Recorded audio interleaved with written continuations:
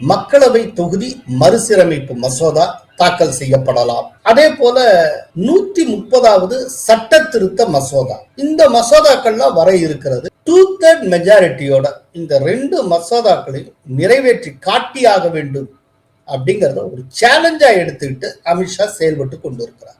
இப்போ அந்த சேலஞ்சை மீட் பண்றதுக்கு தான் இப்போ திரிணாமுல் காங்கிரஸ்ல இருந்து ஏகப்பட்ட எம்பிக்கள் வெளியில வந்தாங்க. வெளியில வந்து தனியா ஒரு கட்சியை தொடங்கி என்டிஏவுக்குள்ள வந்துட்டாங்க.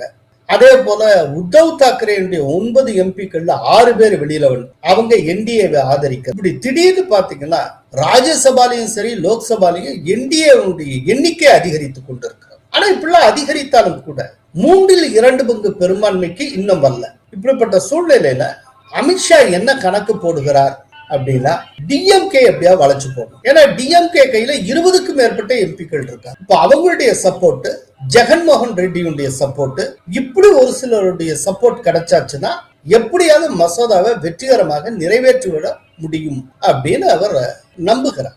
இஷ்யூ பேஸ்டா பிஜேபியோட நெருங்க வேண்டிய ஒரு கட்டாயம் டிஎம்கேக்கு ஏற்பட்டு இங்க தமிழகத்துல தாவேக அரசு திமுகவின் முன்னாள் அமைச்சர்களை சாறுபிழிய தொடங்கி இருக்கிறது. இன்னொன்னு, அவங்க எல்லார் மேலையுமே மத்திய அரசுடைய புலனாய்வு அமைப்புகள் தொடுத்திருக்கக்கூடிய வழக்குகளும் இருக்கு. இப்ப மத்திய அரசு சேர்ந்து புளிய ஆரம்பிச்சாங்கன்னா தாங்க முடியாது. சோ மத்தியில இருக்கிற அரசோட ஒரு நல்லிணக்கம் இருப்பது தற்காலிகமாக வேணும், நன்மை பயக்கும் என்று திமுக தலைமை கருதுகிறது.